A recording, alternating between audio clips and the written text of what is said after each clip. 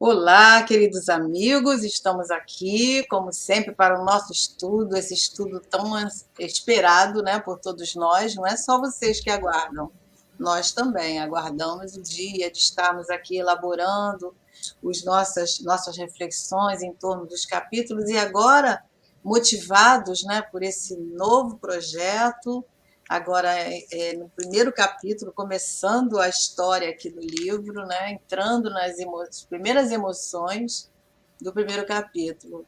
Tudo bem, Márcia? Oi, Thelma, tudo bem? Tudo bem, queridos amigos? E vamos nós, né? Empolgadíssimas aqui com esse novo projeto, esse novo estudo.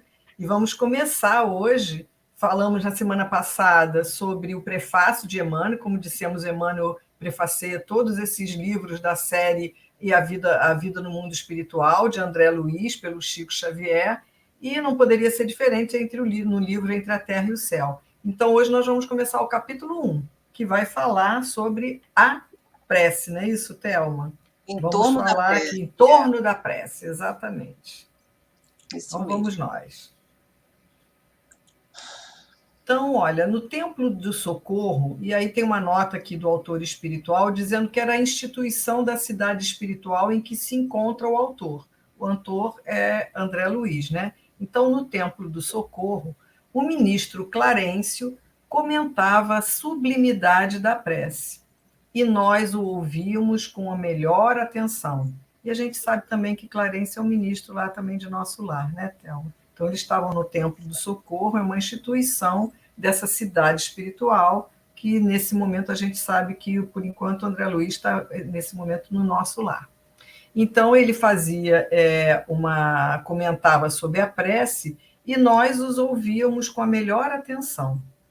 E ele diz assim: todo desejo é manancial de poder.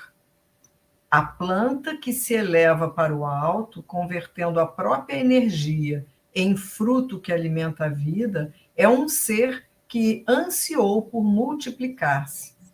E aí André Luiz pergunta, mas todo, não, aliás, André Luiz não, um dos companheiros, mas todo petitório reclama quem ouça, interferiu um dos companheiros, quem teria respondido aos rogos sem palavras da planta? São perguntas interessantes. E aí o Clarencio responde tranquilamente: a lei, como representação de nosso Pai Celestial, manifesta-se a tudo e a todos, através dos múltiplos agentes que a servem.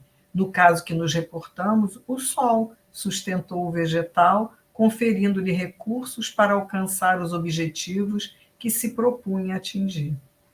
Então, assim, mesmo da planta que tem o desejo de crescer, de frutificar, de se tornar bela, temos aí o sol para atender-lhe os desejos, né, Thelma? É a providência divina, né, que é a Não é? solicitude a todas as criaturas, né, às plantas, aos animais, aos homens, né, no reino nominal, todos os reinos, a solicitude divina, que é a providência, né, de Deus, para com todas as criaturas. Então, por isso que a planta recebe, né? Porque ela não roga com palavras, mas ela roga com as expressões, né? Que Deus atende às suas solicitudes também. Então é muito interessante, né? Esse desejo que é emitido também nos outros reinos, né? Esse desejo que ele vem falando aqui, né? Isso é muito profundo. A planta que se eleva para o alto, convertendo a própria energia em fruto que alimenta a vida, é um ser que ansiou por multiplicar-se. Então a gente tem as fases das sementes, né? A fase da germinação, a fase da frutificação.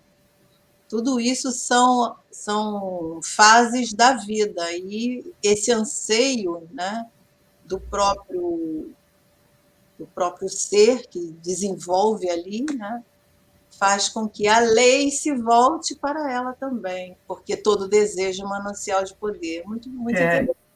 eu fiquei presa nessa colocação, né? Todo desejo é manancial de poder. Só que a gente tem que olhar bem, né, gente? E ele vai falar isso para a gente, que desejos são esses que nós temos, né?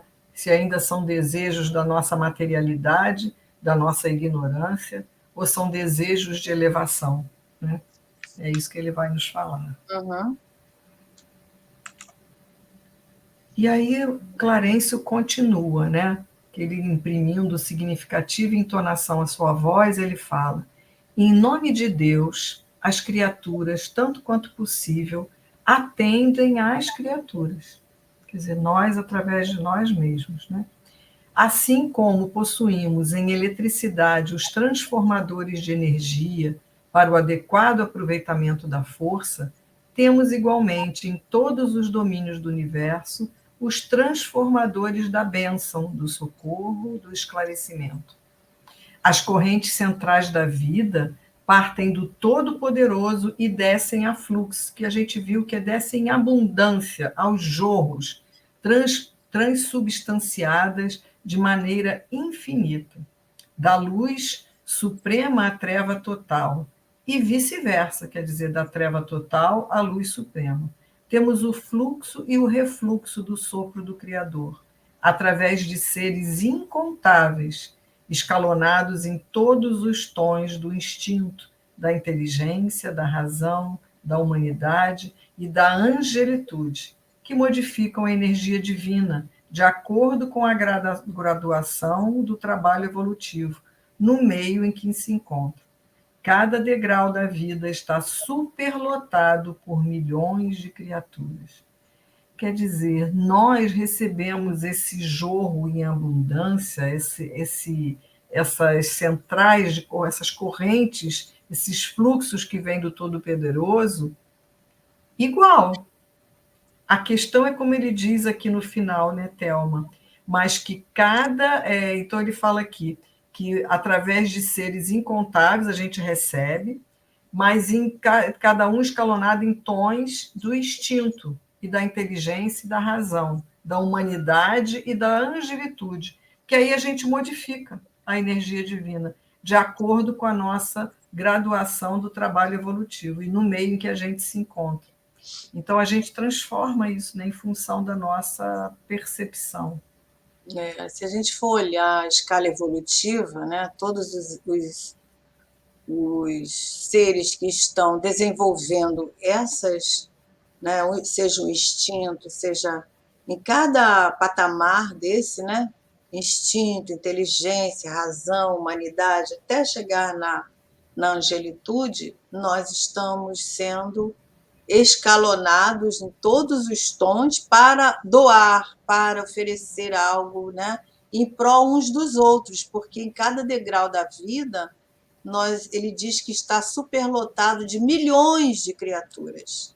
Então, tem os que estão lá nos patamares da angelitude, mas tem os que estão também nos patamares da humanidade, mas tem os que estão ainda nos patamares do instinto, desenvolvendo ali a inteligência, desenvolvendo a razão. Então, essa caminhada evolutiva é muito cheia de degraus que só mesmo através desse fluxo e refluxo do Criador, né, nós podemos entender essa providência a cada criatura em todos os degraus, não só aqueles que já atingiram o patamar evolutivo, mas também aqueles que estão no início da caminhada, como nós, né?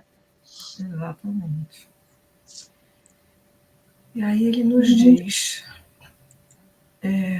o caminho da ascensão espiritual é bem aquela escada milagrosa da visão de Jacó, que passava pela terra e se perdia nos céus. A prece, qualquer que ela seja, é a ação provocando a reação que lhe corresponde. Conforme a sua natureza, paira na região em que foi emitida, ou eleva-se mais, ou menos, recebendo a resposta imediata ou remota, segundo as finalidades a que se destina. Desejos banais encontram realização próxima na própria esfera em que surgem. Impulsos de expressão algo mais nobre são amparados pelas almas que se enobreceram. Ideais e petições de significação profunda na imortalidade remontam às alturas. Quer dizer, eu não sei aqui, eu acho que são ideias e petições de significação profunda na imortalidade remontam às alturas. Então, aqui ele está nos falando, né, Thelma, de tudo que a gente faz, que ela pode ficar por aqui mesmo, tudo que a gente pede na prece, ou ela pode subir, né? Ele fala aí, começa a dizer sobre o caminho ascensional da nossa espiritualidade, Evolução, da nossa né? ascensão espiritual, ou seja, do nosso caminho evolutivo, né? Aí ele cita essa questão, é bem o que o anterior estava falando, porque em todos os estágios da evolução, Deus atende às criaturas, né? Através das próprias criaturas também, sejam encarnadas ou desencarnadas, né? Então, esse caminho ascensional, ele faz uma relação aí com essa escada milagrosa na visão de Jacó, que na verdade é uma metáfora, Uhum. uma, Uma uma, alegoria, uma né? alegoria que é contado lá no livro A Gênese, né, no capítulo 27, 28, no livro Gênesis do Velho Testamento, né? E é uma situação onde Jacó experimenta bem essa providência divina em relação a ele, né? Porque ele passava um momento difícil com a família, e aí ele sai de casa muito assim, em conflito com o irmão, que tinha ameaçado ele até de morte, devido a ele ter recebido uma bênção do pai, enganando o próprio pai, para o pai pensar que era o irmão, né? Ele se confundiu, e o irmão fica muito bravo com ele e diz que quando o pai desencarnasse, que ele ia também matá-lo, né? E ele fica muito aturdido e ele sai de casa. Ele sai de casa. A história que conta é essa, né? Então ele sai e ele procura, ele chega depois de muito caminhar, ele vai para uma cidade onde os familiares residiam, mas antes dele chegar na tal cidade, ele se recolhe para descansar e ele pega umas pedras, ajeita a cabeça e deita. E aí ele dorme. E ele tem uma visão de Deus. Ele sonha, né? Ele sonha que com uma escada muito alta que começava na terra e ia até o céu. E nessa escada ele viu os anjos de Deus subindo, descendo, né? E aí ele tem a ideia de que ele estava sendo atendido por esses anjos de Deus. E isso é bem relativo ao que nós sabemos nos nossos sonhos, nos nossos encontros à noite, Isso. a nossa alma está emancipada, a gente não encontra com os amigos espirituais que nos ajudam, nos traz ideias, nos traz intuições, que é essa providência divina que nos ajuda Uhum. também dos outros, né? Então, essa alegoria da escada de Jacó é bem isso. A visão que nós temos da presença de Deus nas nossas vidas, a nos atender, a providenciar o que nós precisamos, e nós, em momento algum, estamos abandonados.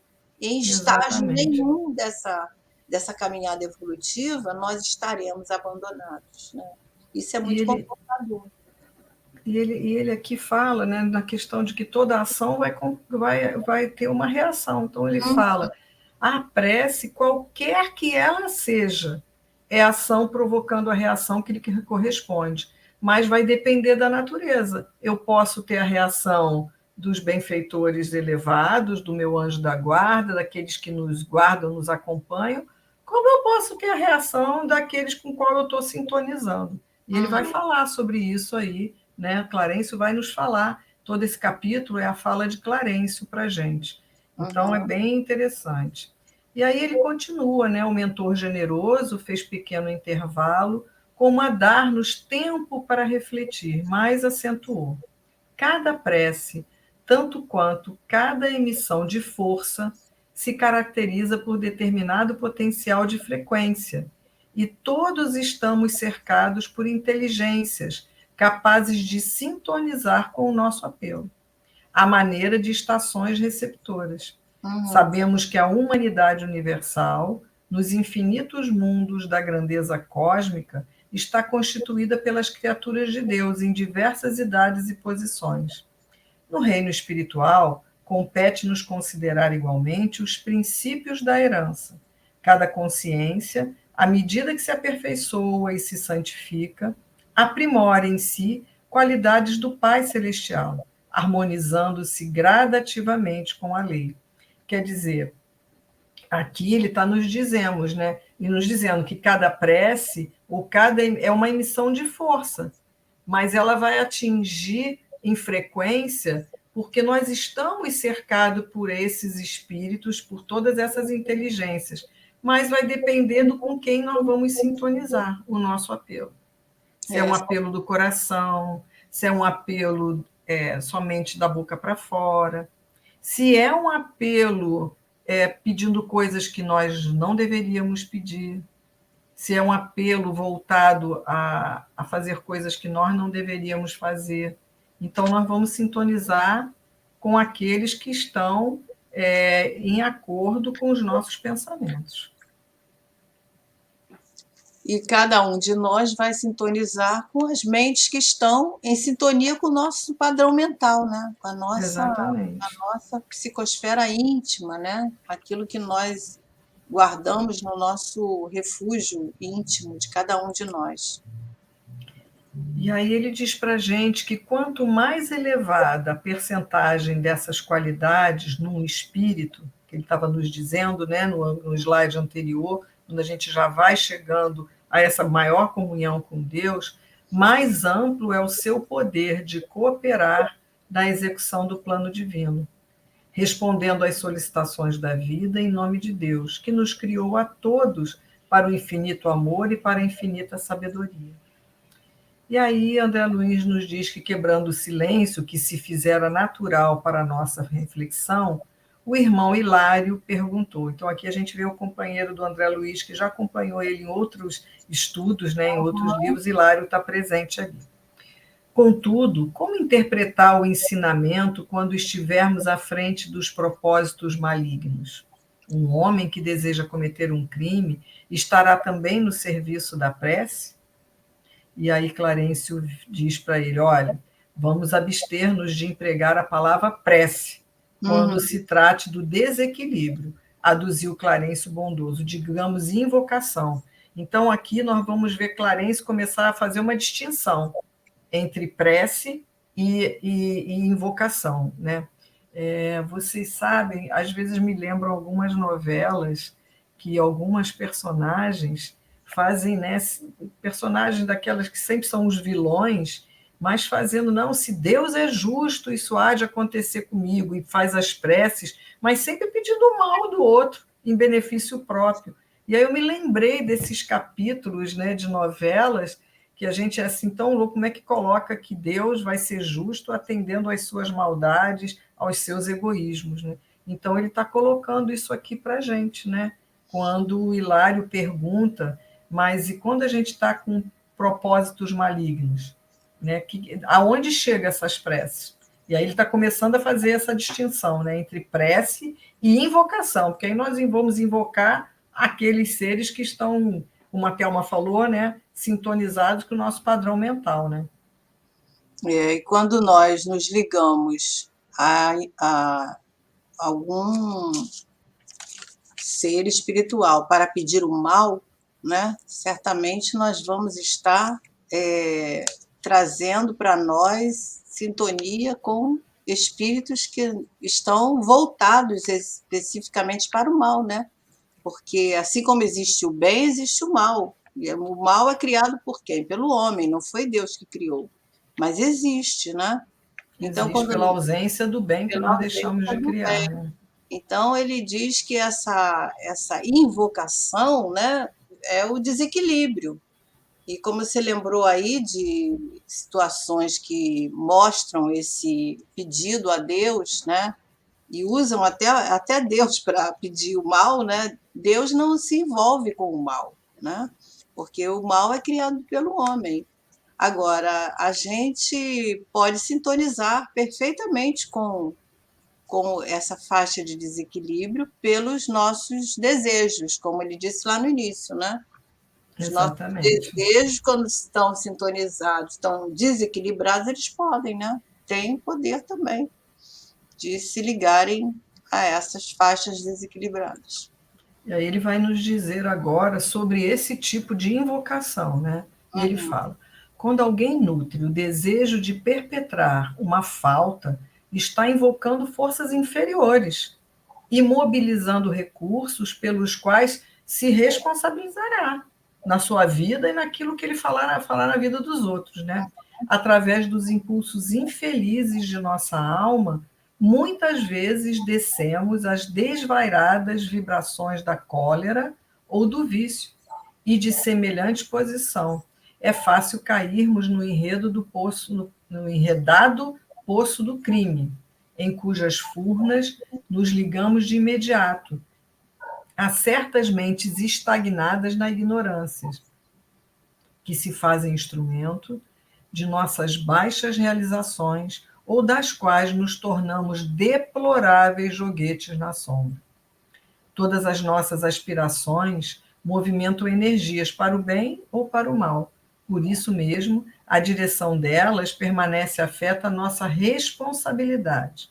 Analisemos com cuidado a nossa escolha em qualquer problema ou situação do caminho que nos é dado percorrer, porquanto o nosso pensamento voará diante de nós, atraindo e formando a realização que nos propomos atingir. E em qualquer setor da existência, a vida responde segundo a nossa solicitação.